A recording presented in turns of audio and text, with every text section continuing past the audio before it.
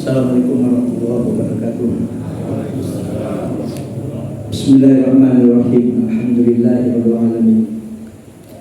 Wassalatu wassalamu ala asyrafil anbiya'i wal mursalin. Sayyidina wa habibina wa maulana Muhammadin wa ala alihi wa sahbihi ajma'in. Asyhadu an la ilaha illallah wahdahu la syarika lah wa asyhadu anna Muhammadan abduhu wa rasuluh. Qala Allah Ta'ala fi kitabihil karim wa huwa asdaqul qailin. A'udzu billahi minasy syaithanir rajim. Bismillahirrahmanirrahim. Yarfa'illahu alladziina aamanu minkum walladziina utul ilma darajat. Wa qala alaihi ssalatu wassalam may yuridillahu bihi khairan yufaqihuhu. Hadirin yang dimuliakan oleh Allah Subhanahu wa taala, mari sama-sama kita buka taklim ini pertama dengan mengucap Bismillahirrahmanirrahim.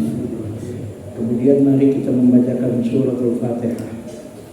Bertawassul dengan surat Al-Fatihah ini, kita doakan orang-orang tua kita, guru-guru kita, keluarga kita, sama famili kita, orang-orang yang kita cintai dan siapapun yang pernah berjasa dalam kehidupan kita, atau siapapun yang pernah menyumbangkan sebagian harta, tenaga dan pikirannya untuk Masjid Rizqan Hasanan ini.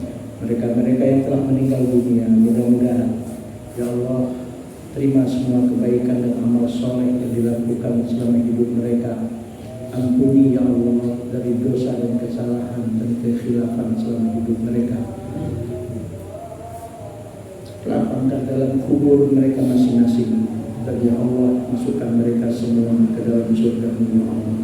Dan juga dengan barakah dan tawasul surat Fatihah ini juga kita berdoa, mudah-mudahan siapapun di antara kita, orang tua kita, anak-anak kita, guru-guru kita, atau orang-orang yang pernah berjasa dalam kehidupan kita, atau siapapun yang pernah menyumbangkan sebagian harta, tenaga dan pikirannya untuk Masjid Rizqan Hasanan ini yang diuji oleh Allah dengan berbagai macam penyakit, baik penyakit lahir maupun penyakit batin.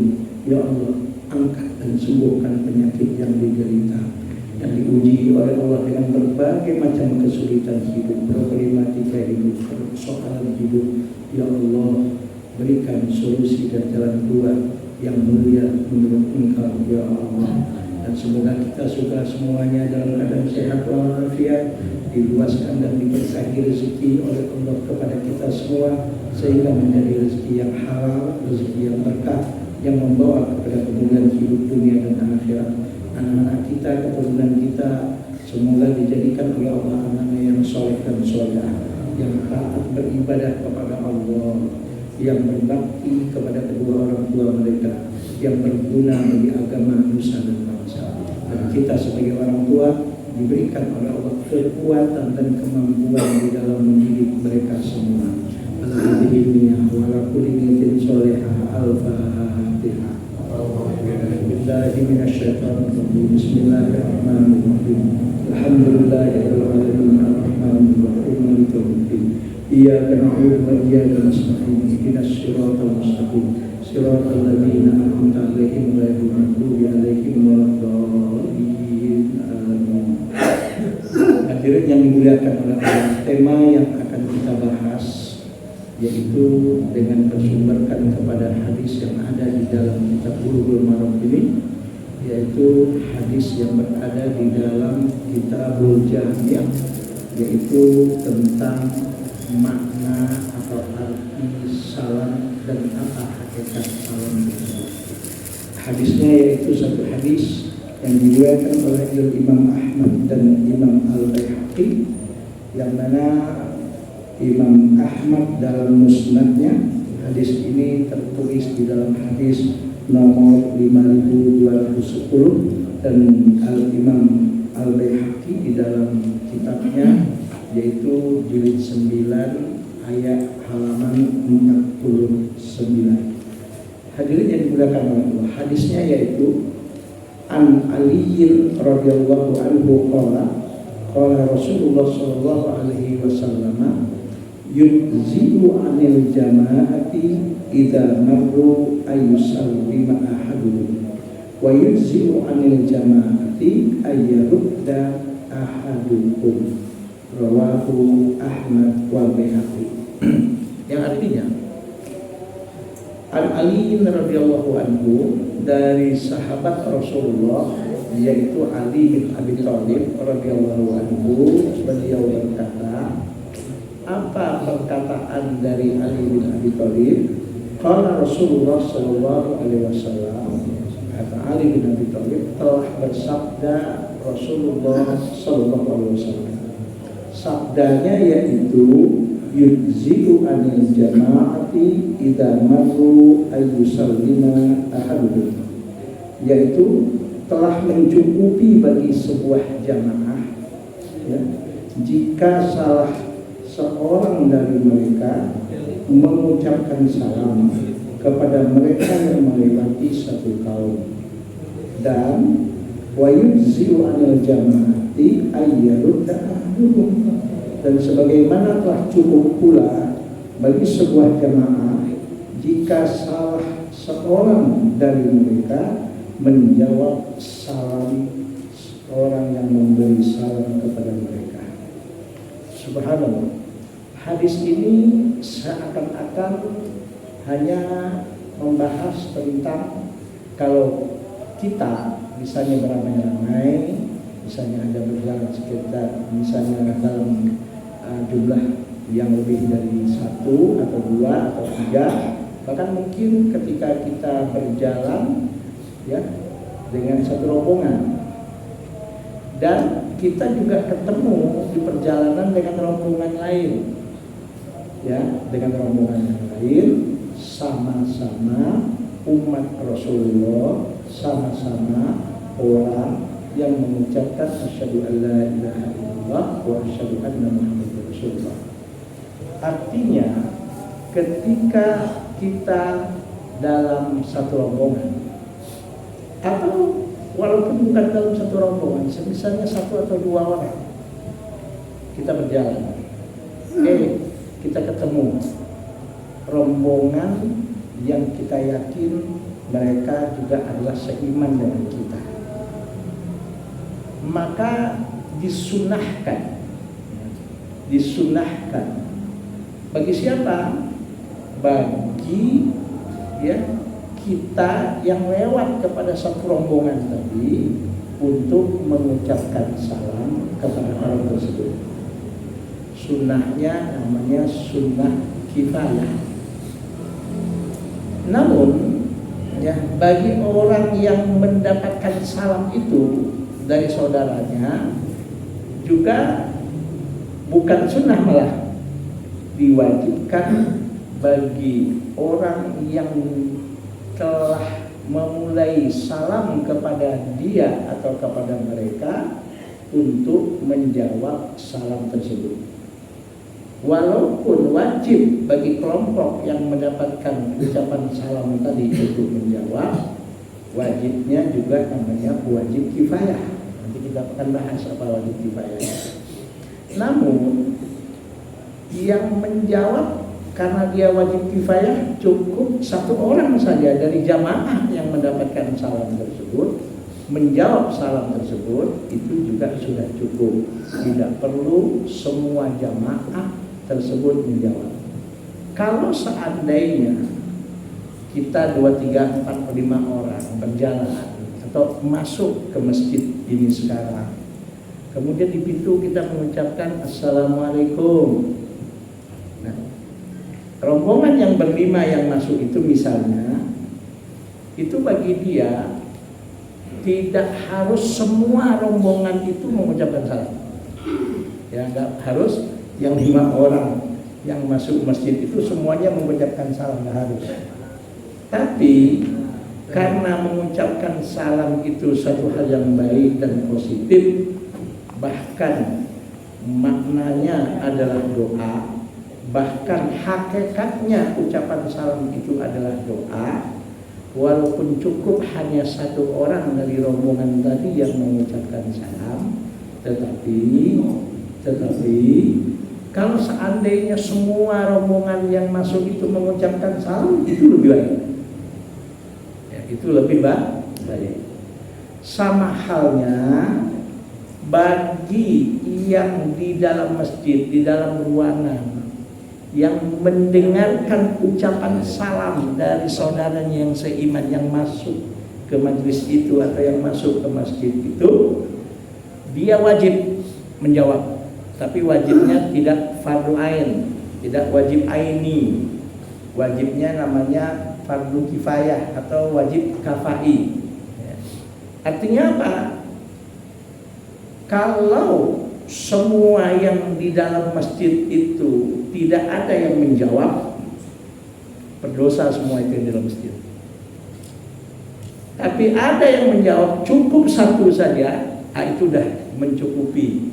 Yang lain itu sudah tidak terkena lagi hukum wajib untuk menjawab. Namun yang lebih baik semua yang ada di masjid itu menjawab salamnya. Nah, itu yang lebih baik. Ya, yang lebih baik. Ada pertanyaan, apa sih yang disebut dengan wajib aini dan wajib kafai atau fardu ain dan fardu kifayah? Ya. Wajib aini dan wajib kifai atau kafai, ada yang bilang, atau fardu ain atau fardu kifayah, itu bedanya adalah, ya, kalau wajib aini satu kewajiban yang dibebankan kepada setiap individu muslim, itu namanya fardu ain. Contoh, ketika seorang muslim atau muslimah sudah balik, ya, dan dia berakal sehat, maka kalau dia sudah balik dan berakal sehat, maka dia mempunyai wajib aini dalam melaksanakan sholat 5 waktu, dalam melaksanakan puasa di bulan Ramadan, dalam melaksanakan, ya, atau mengeluarkan zakat ketika dia sudah memenuhi apa yang disebut dengan syarat-syarat wajib zakat. Wajib aini itu wajib apa ya? Wajib yang dibebankan, ya, dalam syariat kepada setiap muslim atau muslimah yang balik dan berakal sehat. Kalau dia tidak lakukan, maka dia berdosa. Dia berdosa. Kalau dia tidak lakukan, ya, nggak sholat, berdosa. Bahkan dosa meninggalkan fardu ain ini di dalam kitab, ya, Al-Kabair yang ditulis oleh seorang ulama, Al-Zahabi namanya, dan kitab ini sudah diterjemahkan ke dalam bahasa Indonesia. 73 macam dosa-dosa besar. Nah, meninggalkan sholat dengan sengaja itu justru juga termasuk dosa besar. Ada pertanyaan.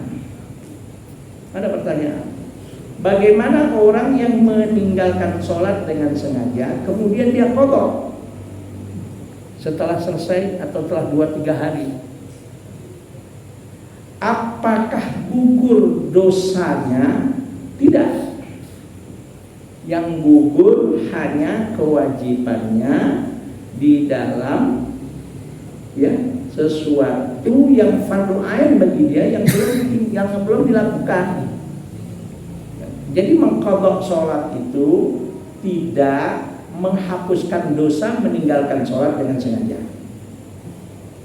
Mengqadha sholat itu hanya menggugurkan kewajiban yang belum dilakukan.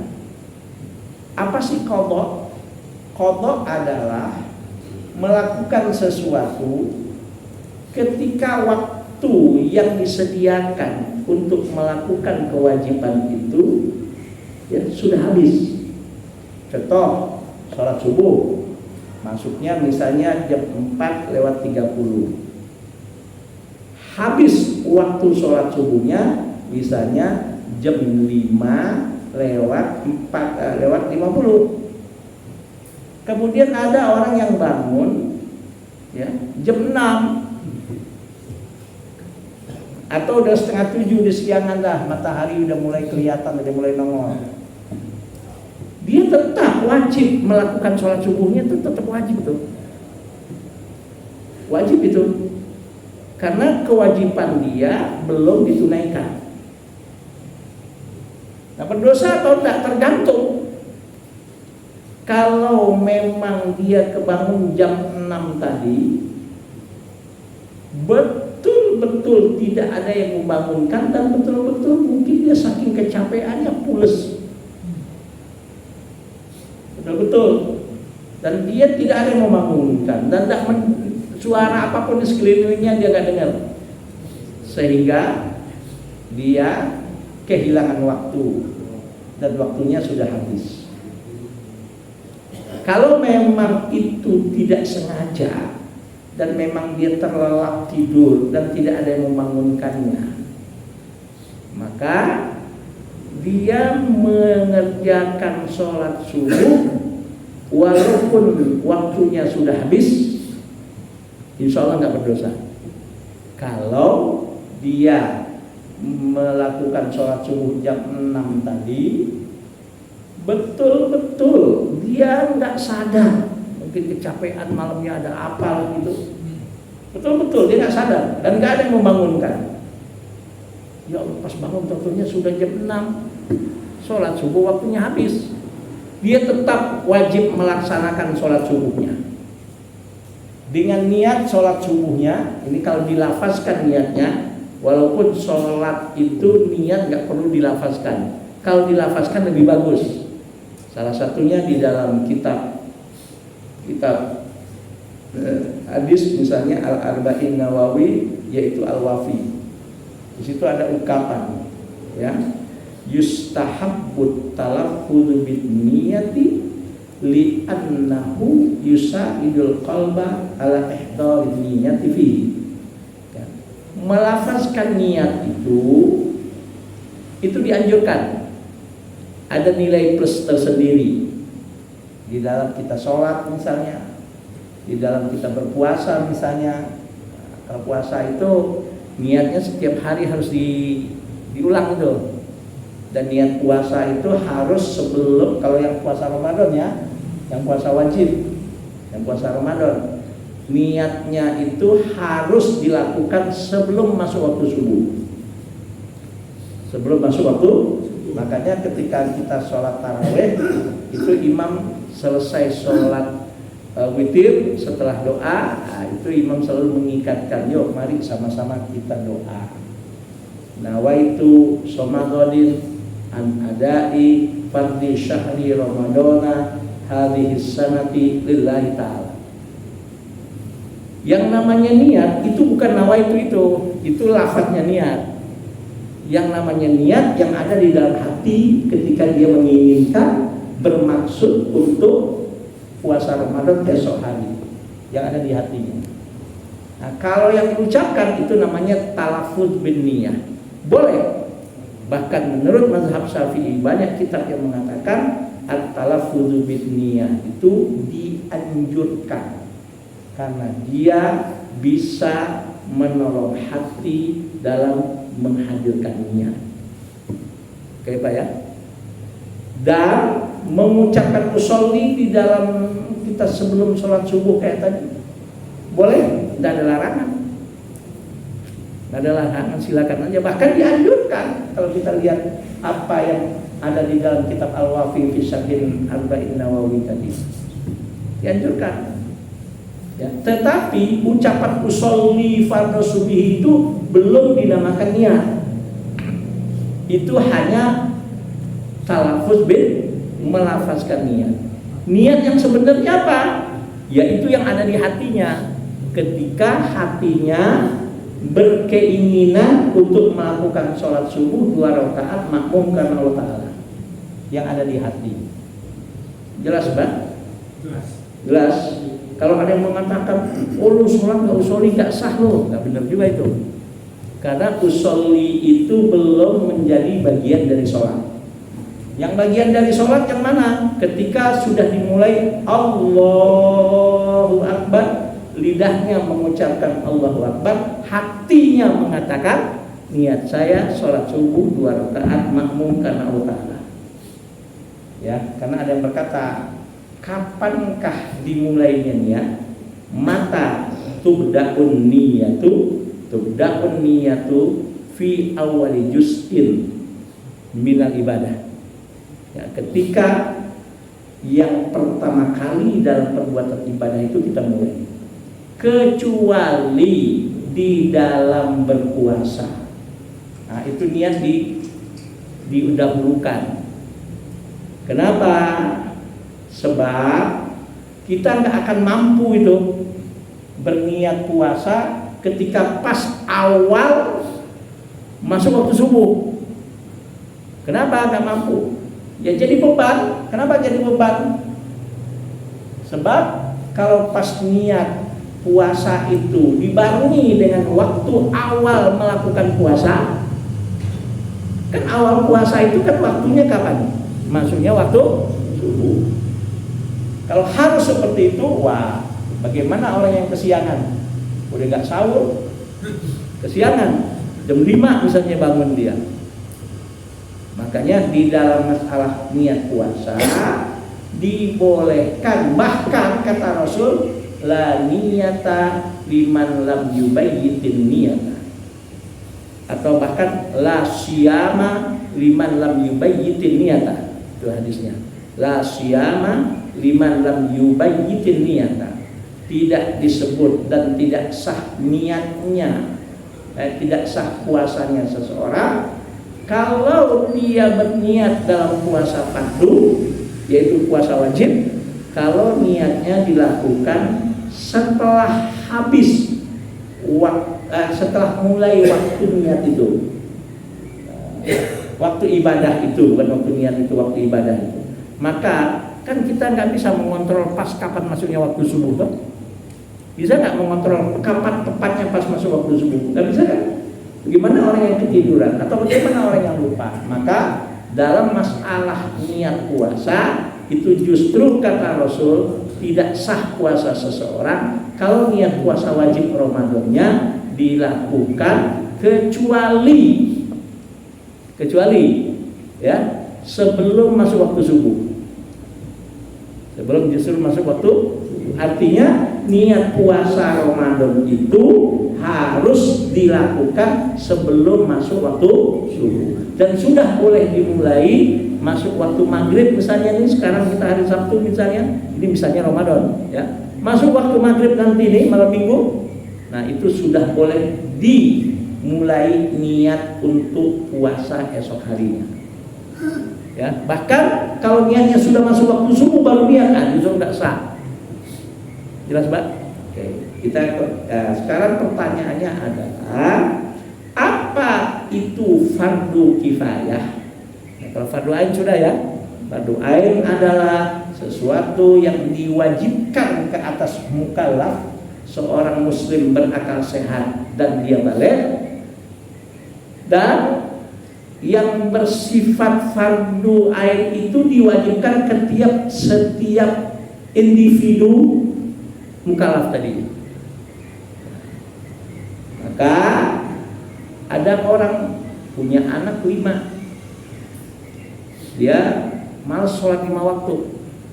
Nah, kamu sholat subuh, kamu yang gantiin sholat subuh bapak. Nanti zuhur anak yang kedua yang gantiin sholat zuhur dia.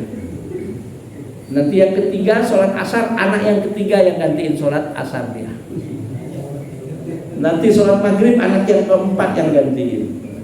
Anak yang kelima, anak yang sholat isya, anak yang kelima yang gantiin. Nggak boleh. Walaupun bapak kandungnya sendiri, nggak boleh. Tetap individu bapak itu yang wajib melakukan sholat tersebut. Nggak bisa digantikan itu, nggak bisa dialihkan. Udah sholat, udah tadi anak saya dia sholat untuk saya itu yang kedua. Itu nggak boleh, itu bid'ah beneran yang kayak gitu. Ya, bid'ah beneran itu kayak gitu itu. Menggantikan sholat kepada orang lain, sekalipun anaknya sendiri. Karena apa? Karena sholat 5 waktu itu hukumnya fardu ain atau wajib ain. Jelas Pak ya? Nah, kalau wajib kifayah atau fardu kifayah, satu kewajiban yang dibebankan kepada sekelompok muslim, satu orang saja di antara sekelompok muslim itu sudah melakukan yang diwajibkan tadi, gugur semua kewajiban tadi, gugur dosa dari orang-orang yang lain dari dia, ya, kalau dia sudah lakukan walaupun hanya sebagian. Tapi kalau sesuatu yang fardu kifayah tadi, satu orang pun tidak ada yang melakukan, contoh menjawab salam, ya, sekelompok kita di masjid ini ada yang datang ngucapin salam, assalamualaikum katanya, kita diem aja, cuek aja, nggak jawab, cuek aja, nggak jawab. Nah, dosa semua itu kita yang di masjid Pak.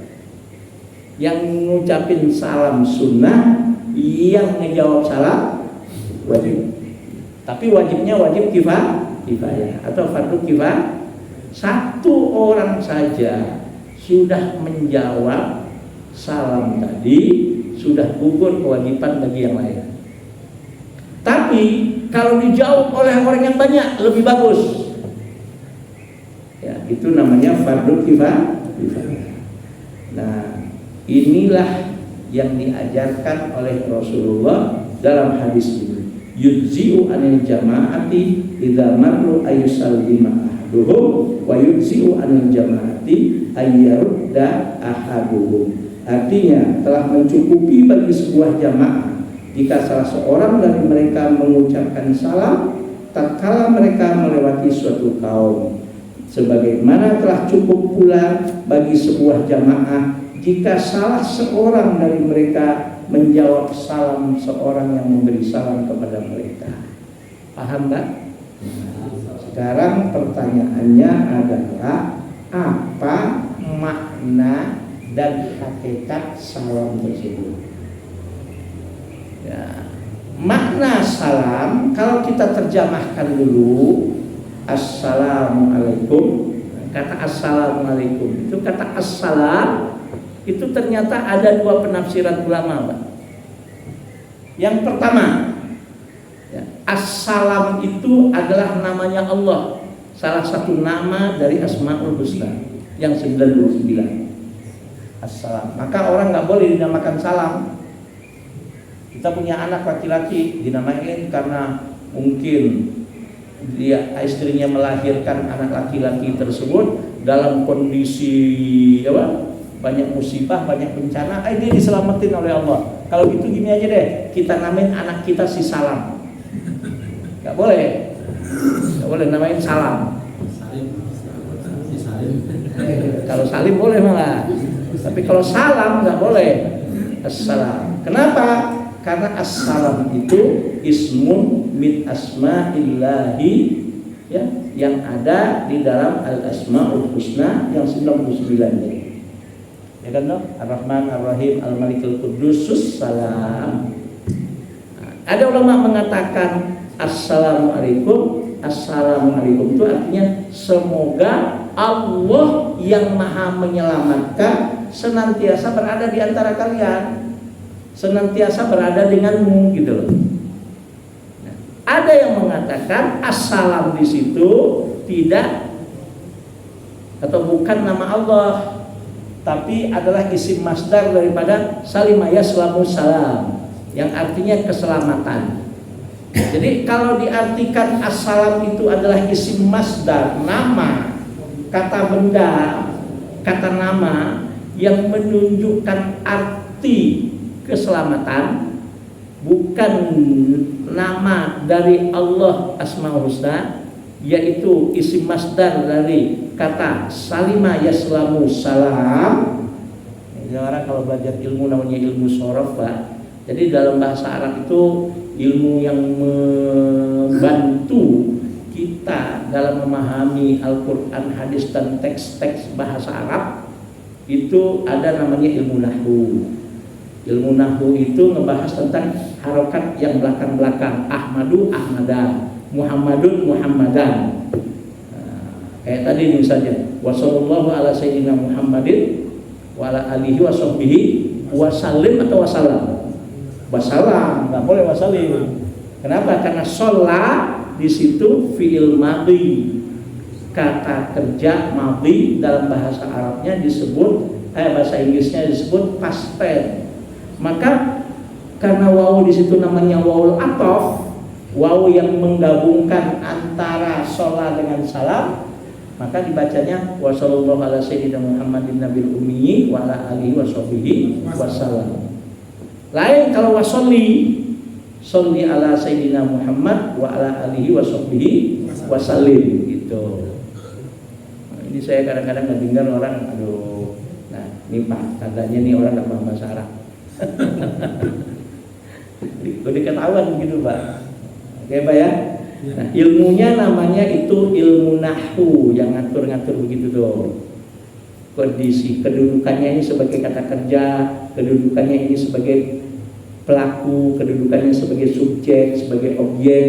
Nah, itu dalam ilmu bahasa Arab disebut ilmu nahwu. Nah, yang kedua ada ilmu shorof namanya. Bukan ilmu saraf, bukan. Shorof. Kalau saraf mah lain lagi, saraf bukan. Bukan, ilmu shorof. As-sorfu. Nah, itu ilmu dalam bahasa Arab yang membahas tentang asal usul kata dalam bahasa. Kalau di dalam istilah kerennya, kata guru bahasa Indonesia, ilmu yang menjelaskan tentang morfologinya bahasa Arab. Ya. Gaya kan banyak morfologi. Kalau dalam bahasa gampangnya, ilmu yang mengajarkan tentang asal usul kata dalam bahasa Arab. Itu ilmu shorof namanya. Ya, asal usul kata dalam bahasa Arab. Ini asal usul katanya apa sih? Ya, asal usulnya, dasarnya kata apa sih? Oh, assalam itu isim masdar dari kata salima yaslamu. Artinya apa? Keselamatan. Jadi kalau yang mengartikan assalam dalam ucapan salam itu bukan salah satu nama Allah yang ada dalam Asmaul Husna, artinya diartikan sebagai isim masdar, itu artinya keselamatan. Jadi kalau assalamualaikum itu artinya apa? Semoga keselamatan selalu menyertaimu. Keselamatan dari siapa? Ya dari Allah juga. Tapi kalau yang mengartikan kata assalam di situ nama dari salah satu nama Allah yang ada dalam Al-Asmaul Husna, artinya apa? Assalamualaikum, semoga Allah sebagai Tuhan yang selalu menyelamatkan senantiasa bersamamu. Oke Pak? Bisa dipaham? Tapi maksudnya kedua-duanya berdoa. Maksudnya baru warahmatullahi, dan juga semoga rahmat dan kasih sayang Allah juga menyertai kalian. Bukan hanya sekedar rahmat dan kasih sayang Allah juga, tapi juga wabarakatuhu. Nah, ini pakai plural Pak, pakai jamak. Wabarakatuhu, dan juga semoga keberkahan dari Allah juga semoga menyertai. Itu arti salam, indah sekali Pak. Kita ketemu teman kita, ketemu saudara kita, assalamualaikum warahmatullahi wabarakatuh. Itu artinya apa? Semoga keselamatan dari Allah senantiasa diberikan oleh Allah kepada engkau. Bahkan rahmat dan kasih sayang Allah pun semoga Allah selalu berikan kepadamu, dan juga keberkahan dari Allah juga senantiasa Allah berikan kepadamu. Ya. Sekarang digonta-ganti, dibikin cetek. Cukup. Mikum, ini apa ini mikum? Itu bid'ah tuh. Bid'ah itu mengada-ada yang merusak. Ya Pak ya?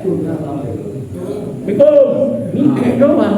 Kalau mikum masih mending. Kum, katanya. Aduh, yang bid'ah itu yang model begitu.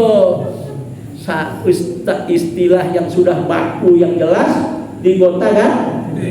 Apalagi diganti lagi dengan aduh, pagi, ya udah tahu pagi, bilang pagi. Aduh, itu Islam komplit itu, paket komplit itu Pak. Bagaimana nggak paket komplit? Semoga Allah senantiasa bersamamu. Allah yang maha menyelamatkan, Tuhan yang maha menyelamatkan, semoga selalu bersamamu. Bahkan rahmat dan kasih sayangnya, bahkan keberkahan-keberkahannya pun selalu Allah subhanahu wa ta'ala berikan kepada engkau. Jawab lagi, lam. Pada sableng udah. Selamat pagi. Ya Allah, pagi doang. Lu siang mau malam mau mampus dah. Ya Pak ya, siangnya mau mampus. Cuman selamat Pak. Islam itu udah paket komplit Pak. Bukan cuma keselamatan, tapi juga rahmat dan kasih sayang Allah. Bukan cuma sekedar rahmatnya, keberkahannya pun senantiasa diberikan oleh Allah kepada engkau. Hartanya berkah, hidupnya berkah, umurnya berkah, jabatannya berkah, usianya berkah, keluarganya berkah, anaknya berkah, dan apapun yang ada pada dirinya semoga diberikan keberkahan oleh Allah. Wah, mantep Pak. Ya, ini dipotong. Ini apa nih? Mikum. Mikum itu apa mikum? Ya diganti selamat pagi juga sebetulnya nggak pas itu.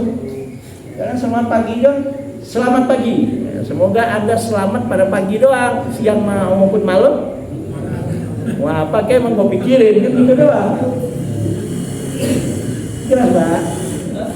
Jadi salam itu adalah doa, hakikatnya doa seorang muslim kepada saudaranya yang seiman. Ya Pak ya, ini tak ganti. Saya punya teman pejabat kan, perlu saya sebut pejabat. Dia pernah menjadi sekda di tingkat provinsi. Sekarang sudah nggak jadi sekda lagi. Itu saya dengar dia nggak pernah mengucapkan selamat pagi itu. Selalu aja assalamualaikum warahmatullahi wabarakatuh langsung aja. Kalau di Mangga assalamualaikum warahmatullahi wabarakatuh, salam sejahtera, home, santi home, terus apa lagi? Salam kebajikan, terus apa lagi Pak? Namo Buddhaya. Aduh sebut kok. Ya sudah, kita sebagai muslim jelaslah identitas kita gitu loh Pak. Orang itu harus jelas identitasnya. Yang nggak boleh itu memasukkan identitas. Kalau identitas, berpolitiknya identitasnya jelas, berekonomi identitas ekonominya jelas, bergaul bermasyarakat ya identitas pergaulannya, identitas bermasyarakatnya jelas. Ya orang muslim harus seperti itu. Karena dia sebagai seorang muslim beridentitaslah, berpolitiklah politik yang sesuai dengan identitas dia sebagai seorang muslim. Berbisnislah sesuai dengan identitasnya sebagai seorang muslim dalam berbisnis. Bergaul, berinteraksinya dengan masyarakat karena dia sebagai seorang muslim, dia harus menunjukkan identitasnya sebagai seorang muslim dalam bergaul, dalam berinteraksi dengan masyarakat. Di mana salahnya? Dan memang kok orang kalau nggak punya identitas kan orang gelap toh. Kita sebagai bangsa Indonesia, warga negara Indonesia, punya identitas nggak Pak? Punya nggak? Apa? KTP. Kalau kita pergi ke luar negeri, KTP Indonesia berlaku nggak? Apa identitas kita? Paspor. Coba masuk ke negara orang tanpa ada paspor. Bahkan sebagian negara ada yang mewajibkan visa sebelum kita pergi ke negara itu. Ya kan tuh, itu identitas. Kok aneh gitu loh. Orang berpolitik identitas kok kayaknya nggak boleh. Gimana ceritanya? Yang berekonomi ya, yang sesuai dengan identitas dia sebagai seorang muslim, boleh nggak? Boleh. Contoh negara Indonesia kita juga sekarang ada salah satu identitas ekonomi Islam sudah dilegalkan, yaitu salah satunya bank syariah. Ya kalau seandainya bank syariah, ya kan jelas dong, bank yang identitasnya tidak keluar dari syariat. Lah dengan adanya bank syariah itu menyatakan bahwa negara melegalkan berbisnis melalui perbankan dengan konsep-konsep muamalat yang ada pada fikih syariah. Ini kok kita yang ini boleh, ini nggak boleh? Gimana ceritanya? Itu pilih-pilih itu yang nggak benar. Ya kan Pak? Sebagai seorang muslim berpolitiklah sesuai dengan identitasnya sebagai seorang muslim. Bergaul, berinteraksi dengan orang, bergaullah sesuai dengan identitasnya. Bagaimana cara bergaul menurut Islam? Maaf, menyalurkan syahwat syekh birahinya. Kalau dia sebagai seorang muslim, boleh nggak? Boleh. Bahkan bernilai ibadah itu. Menyalurkan syahwat hawa nafsu kepada lain jenis itu menjadi ibadah dalam Islam. Kalau dia menyalurkan syahwat birahi seksnya dengan lawan jenisnya sesuai dengan identitasnya sebagai seorang muslim, bagaimana caranya? Boleh seorang laki-laki dan perempuan saling menyalurkan hawa nafsu seksualnya.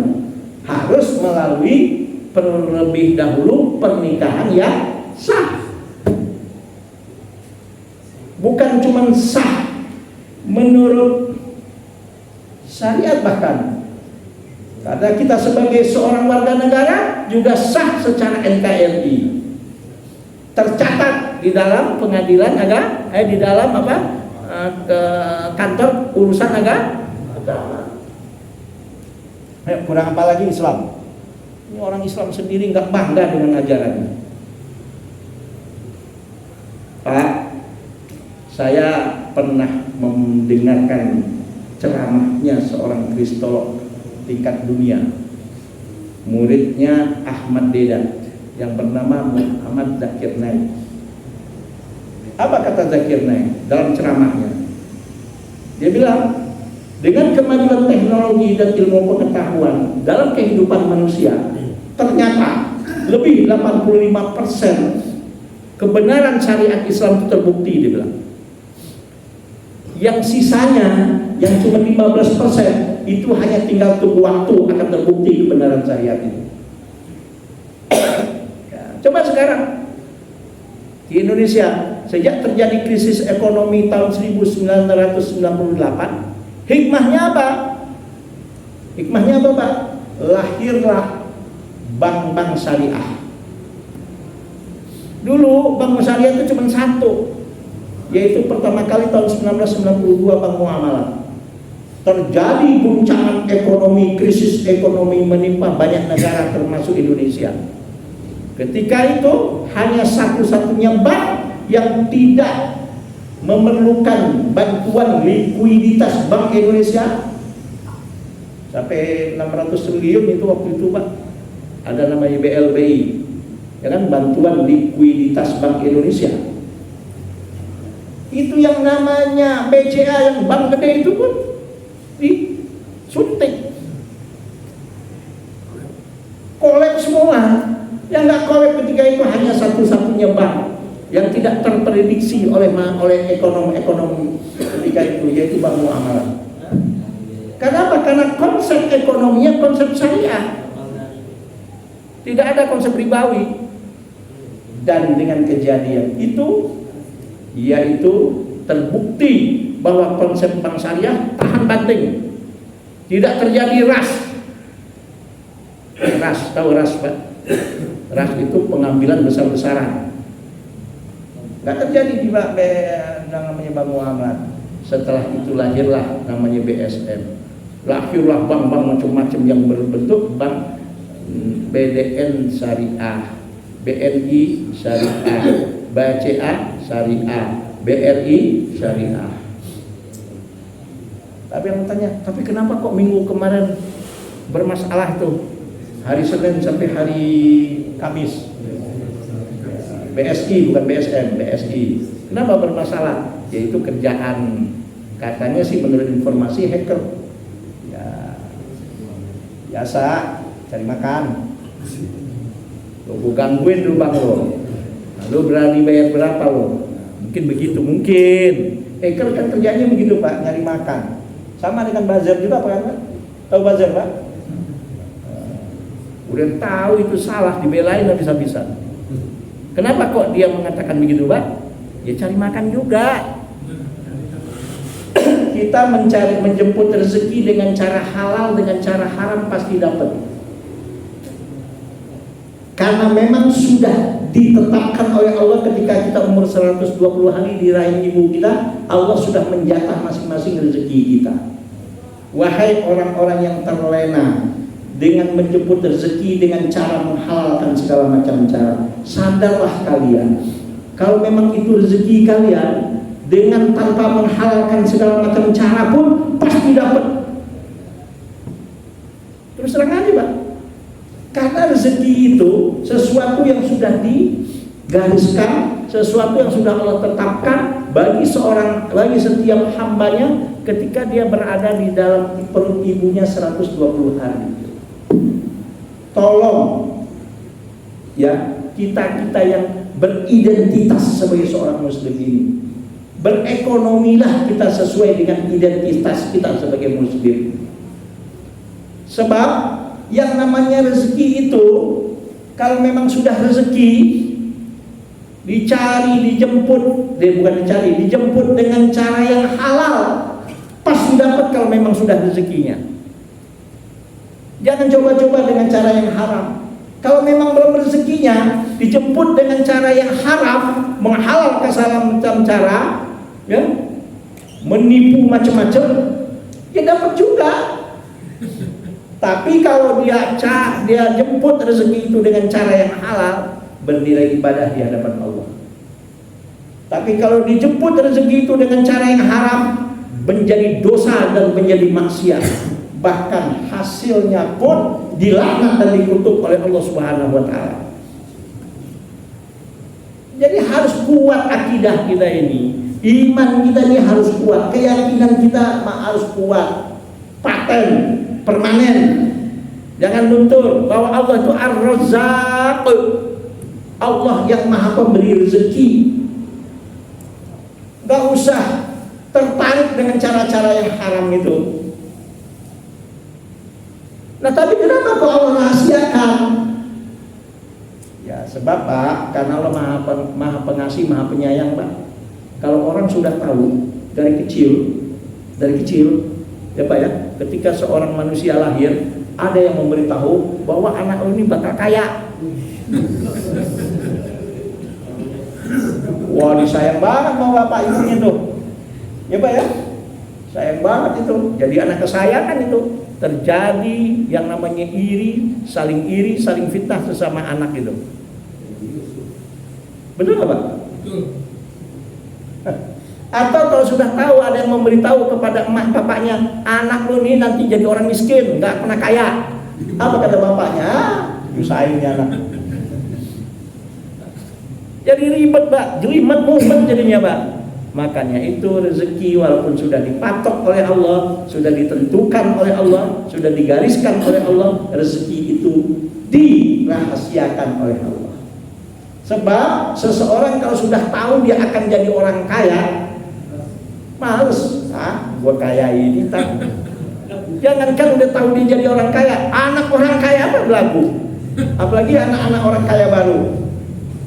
Tahu Pak, OKB, orang kaya baru. Apalagi sudah tahu dia bahwasanya akan miskin. Ngapain gua muliahin lo jauh-jauh, berat-berat, mahal-mahal. Udahlah gak perlu sekolah, miskin juga lo katanya. Oke Pak? Makanya rezeki dirahasiakan oleh Allah. Allah menginginkan hidup ini berjalan normal. Allah menginginkan di dalam kehidupan ini terjadi apa yang disebut dengan kreativitas. Betul Pak? Nah, soal sesuatu yang sudah ditetapkan oleh Allah namun belum diinformasikan, dalam ilmu tauhid ini disebut sesuatu yang masih dalam takdir, namanya takdir mu'allaq, bukan takdir mubrom yang harga mati. Nah, takdir mu'allaq itu apa? Tidak harga mati benar, masih bisa dirubah oleh Allah. Ada orang yang ketika di 120 hari ditakdirkan, dia dicatat ketika itu, lu jadi miskin. Itu bisa berubah, Pak. Siapa yang merubah? Allah. Dengan cara apa? Kita memohon doa kepada Allah. Dalilnya ada. La yaruddul qadara illa doa. Tidak ada sesuatu yang bisa merubah ketetapan ketika kita umur 120 hari di rahim ibu kita, kecuali adalah doa. Doa yang bagaimana? Doa yang dikabul, yang diterima, yang dijabah oleh Allah. Jelas, Pak? Apa yang menyebabkan doa banyak nggak diijabah oleh Allah?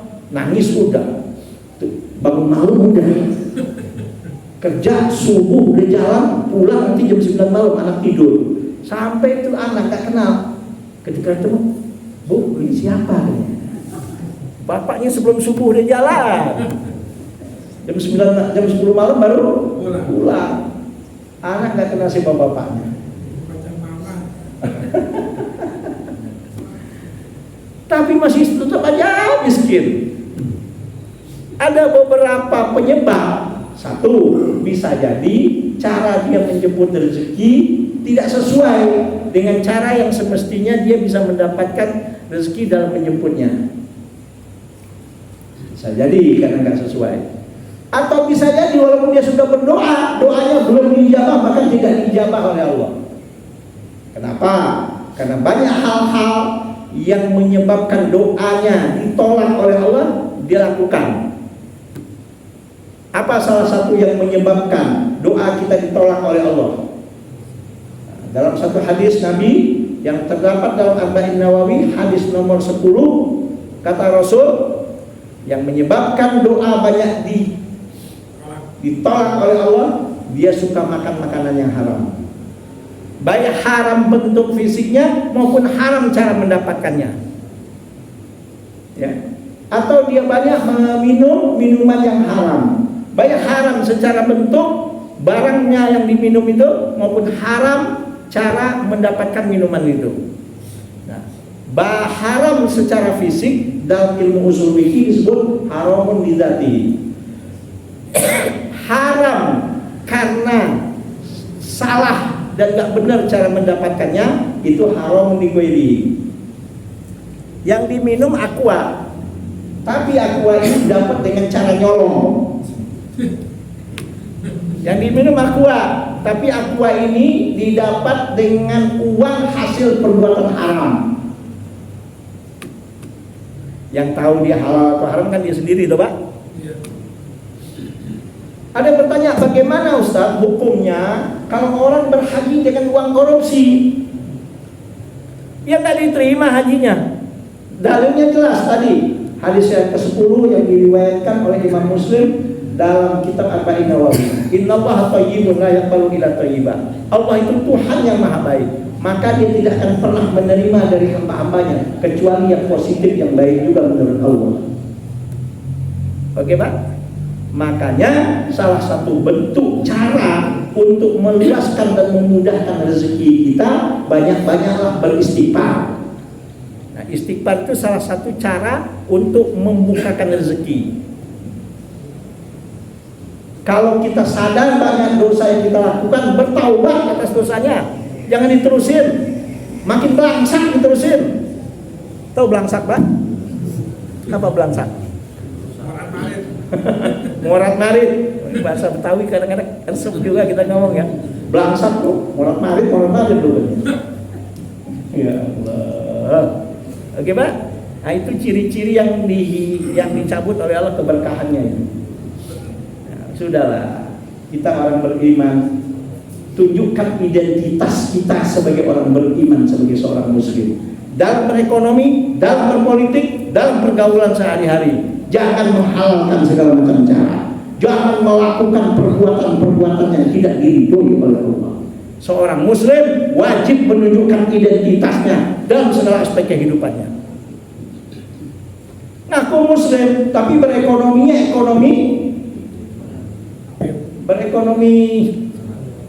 bilang kafir udah nggak boleh loh sekarang. Gimana nggak boleh? Ya, imam aja sering baca kuliah ayyuhal kafirun kok. Innalladzina kafaru. Selama Al-Quran masih ada, Pak, itu kata-kata kafir selalu tetap terucap kok. Kata kafir itu bukan kata yang kasar, Pak. Pahami Al-Quran yang bahasa Arab itu dengan pemahaman bahasa Arab, dengan perasaan yang dirasakan oleh orang Arab. Kata kafir itu artinya adalah orang-orang yang menutup hatinya untuk menerima hidayah, gitu aja. Nggak ada kata kafir itu penistaan, nggak ada itu. Penodaan, nggak ada itu. Istilah kafir adalah istilah bahasa Arab. Pahami menurut pemahaman orang Arab dan pahami menurut pengertian orang Arab dan rasa hatinya orang Arab. Ya, bagaimana kata-kata yang jelas cuman informasi aja. Kafir itu artinya orang yang menutup hatinya untuk menerima hidayah. Udah gitu aja, nggak lebih nggak kurang. Nggak ada itu istilah penistaan di situ, nggak ada itu. Nggak ada. Ini paham, ini beragama yang konsepnya bahasa Arab dipahami dengan bukan menurut konteks bahasa Arab. Ya jangankan itu yang sering saya bilang sama bapak di sini. Orang Betawi sama orang Sunda lagi jalan berdua. Ini orang Sunda meleng, masuk lubang sumur, untung sumurnya kering. Teriak-teriak dari bawah sumur, taraje, kata orang Sunda. Mau dibantuin sama orang Betawi, sombong banget orang Sunda. Mau dibantu dibilang taraje, ya nggak jadi Pak dibantu. Ya kan? Orang Jawa merantau ke Melayu, ke Riau, komunitas orang Melayu. Lagi dia sore-sore duduk nyantai, kebetulan dia sedang nginep di rumah saudaranya yang daerah-daerah agak pedalaman gitu, Pak. Pedalaman. Babi datang, waduh babi sih haram gitu. Dia ambil batu ditimpuk tuh babi, ngacir tuh babi lari. Teriak-teriak dia, babi Melayu, kenceng. Dia kedengaran orang Melayu. Waduh kurang ajar nih orang Jawa ini. Baru sebelum sehari di rumah di tempat kita dikatain babi katanya. Mana kata orang Melayu? Padahal tuh orang Jawa nggak ada niat ngatain orang Melayu jadi babi. Dia cuma menginformasikan babi lari gitu. Sama juga kata-kata kafir. Allah menginformasikan istilah kafir itu artinya ini orang menutup hatinya untuk menerima hidayah dari Allah, selesai. Nggak lebih nggak kurang, jangan ditambah-tambahin. Pahamilah Al-Quran dan hadis yang berbahasa Arab itu dengan konteks bahasa Arab yang benar. Jelas, Pak? Kurang clear apa ini ngaji kayak gini? Jelas, Pak? Jadi seorang muslim harus jelas identitasnya, Pak ya?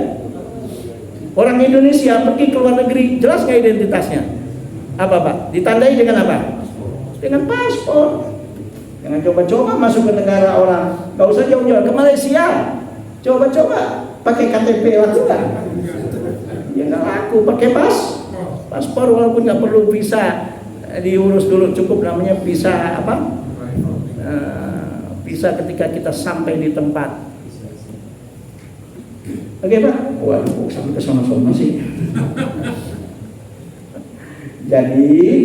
Jadi orang muslim itu harus jelas identitas iman kita. Supaya apa? Supaya hidup kita diberkahi oleh Allah. Supaya apa? Rahmat dan kasih sayang Allah itu selalu diberikannya kepada kita. Lalu bagaimana Allah akan memberikan keberkahannya? Bagaimana Allah akan memberikan keselamatan darinya? Kerjaan kita, ya Allah, selalu melanggar hukum Allah. Bahkan bukan cuma sekedar melanggar hukum Allah, ngeledek.